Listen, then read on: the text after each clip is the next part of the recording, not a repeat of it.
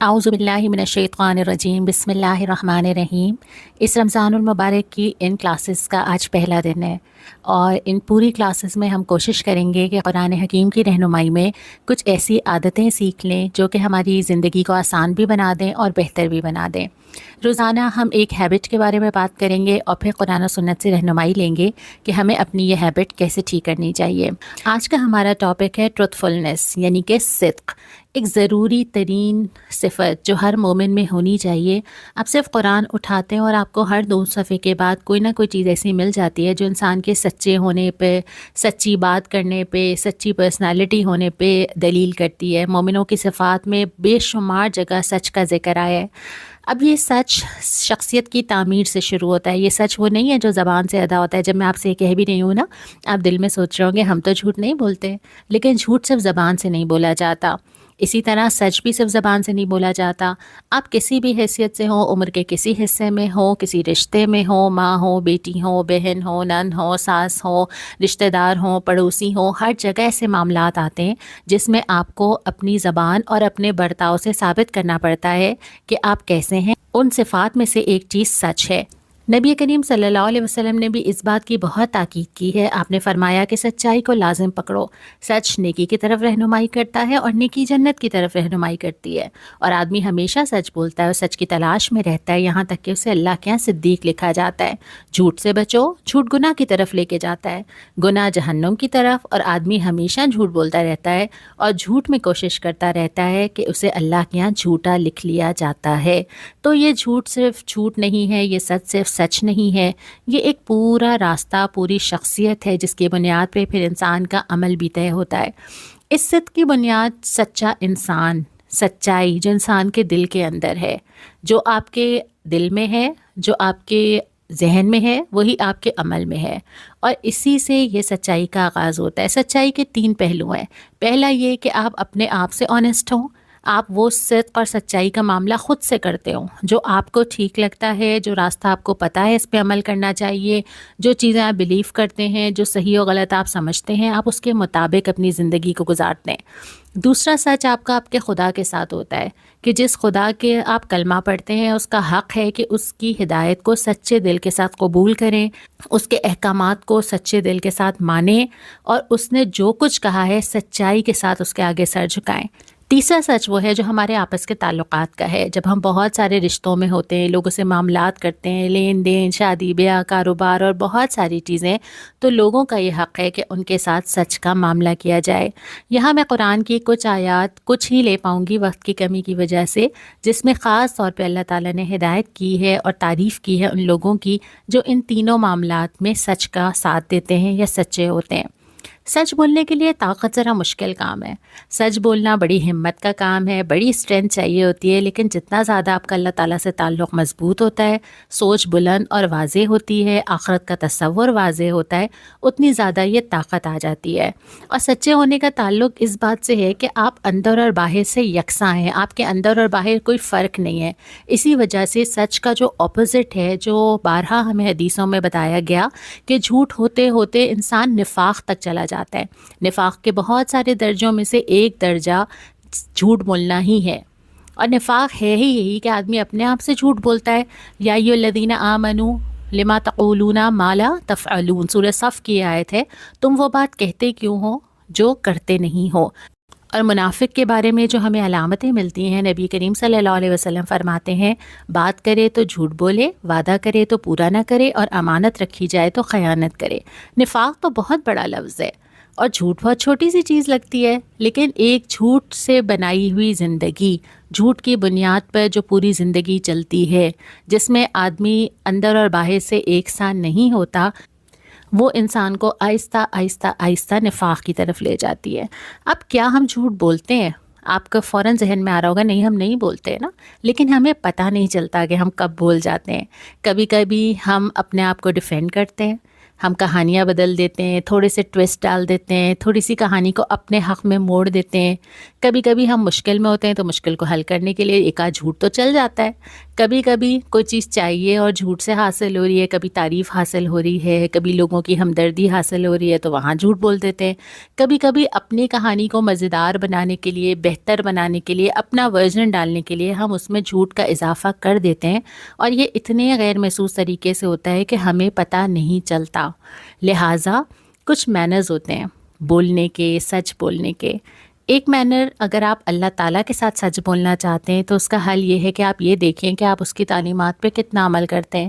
جب آپ یہ کہتے ہیں کہ اللہ میرا رازق ہے تو کیا آپ اللہ ہی سے مانگتے ہیں اور حرام سے بچتے ہیں؟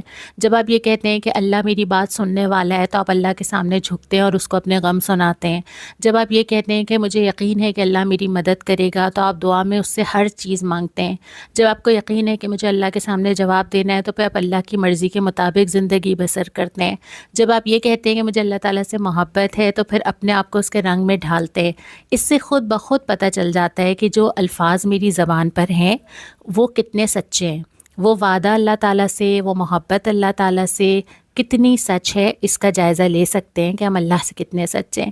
پھر جو سچ ہم اپنے آپ سے بولنا چاہتے ہیں اس کے لیے بھی ہمیں سکھایا گیا کہ آدمی کے اندر یہ عادت ہونی چاہیے کہ وہ خود احتسابی کرے، اپنے آپ کو کٹہرے میں کھڑا کرے، خود اپنے آپ کو دیکھے کہ میں کہاں کھڑا ہوں، اپنے آپ سے جھوٹ بول کے خود کو تسلیاں نہ دے، اپنا کیس خود بنا کے یہ نہ کرے کہ خود کو ہر چیز سے بری و ذمہ کر دے، بلکہ یہ سچ بولنے کی ہمت ہونی چاہیے کہ اپنے اندر جھانک کے اپنے آپ پہ تبصرہ کیا جائے اور اپنا احتساب کیا جائے۔ اسی لیے تو یہ کہا گیا ہے کہ جس نے روزہ رکھ کے بھی جو ہے وہ خود احتسابی نہ کی، یا جس نے ایمان اور احتساب کے ساتھ روزہ کیا اس کو بشارت دی گئی ہے۔ تو روزے کو بھی احتساب سے اسی لیے جوڑا گیا ہے کہ اللہ کے ڈر سے اگر آپ کھانا پینا چھوڑتے ہیں تو اس کے ساتھ ساتھ یہ فکر بھی ہو کہ ہم اللہ کی نظر میں کیسے مسلمان ہیں۔ پھر اگر دوسرے لوگوں کے ساتھ مجھے سچ بولنا ہے تو اس کے بھی کچھ طریقے ہیں۔ یہ بھی جب آپ بول سکتے ہیں جب آپ کی انٹینشن، آپ کا اخلاص یہ ہو کہ آپ سنسیئرٹی کے ساتھ ان کو بہتر کرنا چاہتے ہیں، جب آپ کے چوائس آف ورڈز بہت اچھے ہوں، جب آپ تمیز سے بات کرنے کی صلاحیت رکھتے ہوں کہ کسی کو ہرٹ نہ کریں، جب آپ لوگوں کی عزت کرتے ہوں اور عزت کے ساتھ بات کر سکتے ہوں، جب لوگوں سے آپ کا ایسا تعلق ہو کہ وہ آپ سے کنیکٹ کر سکیں اور آپ اس پوزیشن میں ہوں کہ آپ کسی کو اپنے سچ کے ذریعے چیزوں کو بہتر کر سکیں۔ ورنہ ایک بہت ہی گندا والا سچ بھی ہے جس کو ہم بلنٹنس کہتے ہیں، جس کو ہم بڑے آرام سے کہتے ہیں کہ بھئی میں تو سچ بولتی ہوں، میں تو جھوٹ نہیں بولتی، میرے تو جو دل میں ہوتا ہے وہ زبان پہ، اس کی ہر وقت ضرورت نہیں ہوتی۔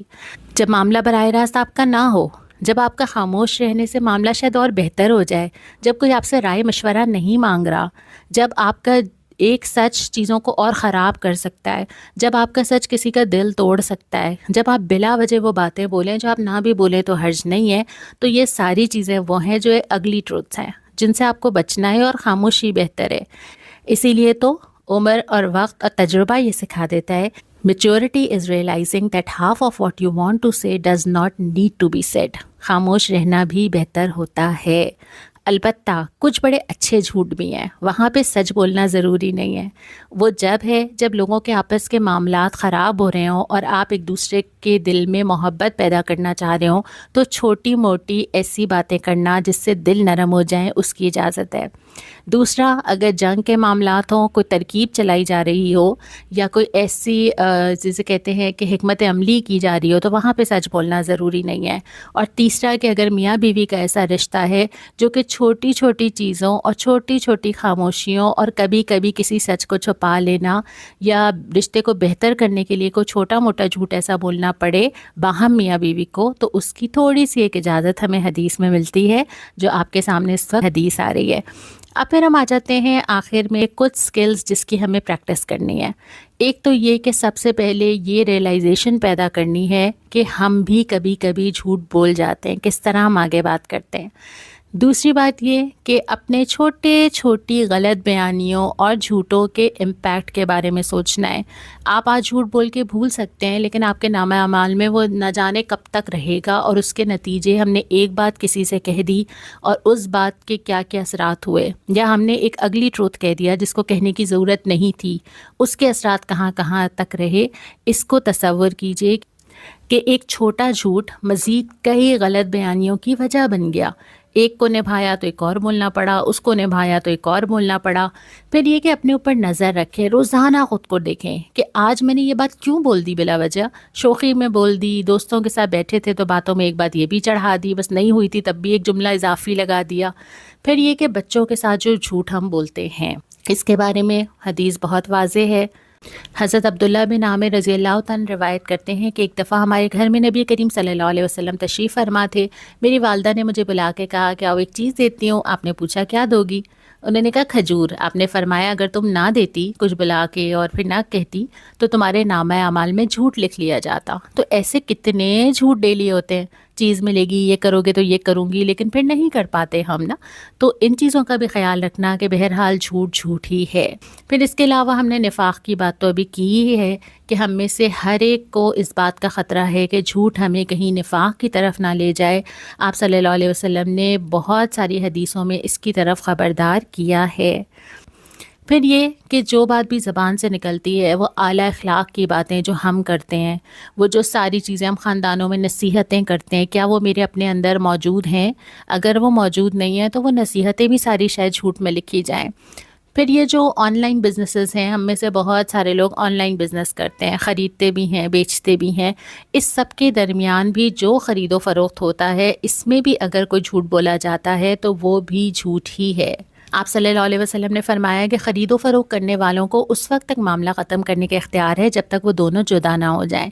اگر ان دونوں نے اس چیز کے بارے میں سچ بولا اور اس کی حقیقت صحیح بیان کر دی، کوئی عیب تھا تو وہ بھی بتا دیا، تو خرید و فروخت میں برکت ڈال دی جاتی ہے۔ لیکن اگر وہ جھوٹ سے کام لیتے ہیں تو اس چیز سے برکت ختم کر دی جاتی ہے۔ تو یہ آن لائن شاپنگ میں بھی، چاہے آپ بائر ہوں چاہے آپ سیلر ہوں۔ اس کے ساتھ ساتھ پھر اگلی چیز جو ہے وہ یہ ہے کہ مذاق میں جھوٹ بول دینا، کسی کو ہنسا دینا، کسی کے فن کے لیے جھوٹ بولنا، اور اس میں وہ ساری چیزیں آتی ہیں جو ہم سوشل میڈیا پہ کرتے ہیں۔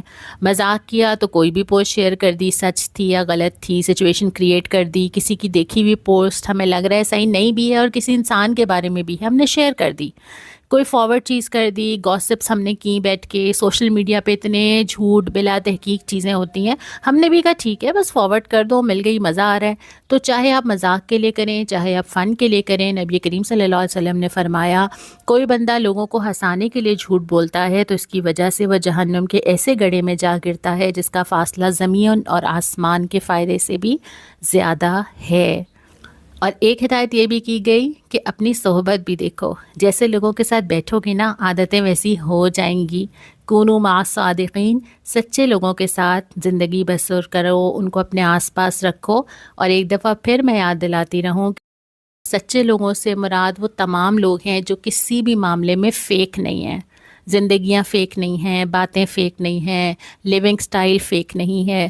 تو یہ ساری چیزوں کا خیال رکھنا، کیونکہ آہستہ آہستہ آپ ویسے ہی ہو جاتے ہیں جیسے لوگوں میں آپ زندگی بسر کرتے ہیں۔ اور اس کے بعد پھر یہ بھی فرمایا کہ جو چیز تمہیں شک میں ڈالے اسے چھوڑ دو، اور جو شک میں نہ ڈالے وہ اپنا لو، کیونکہ صدق اطمینان ہے اور جھوٹ شک۔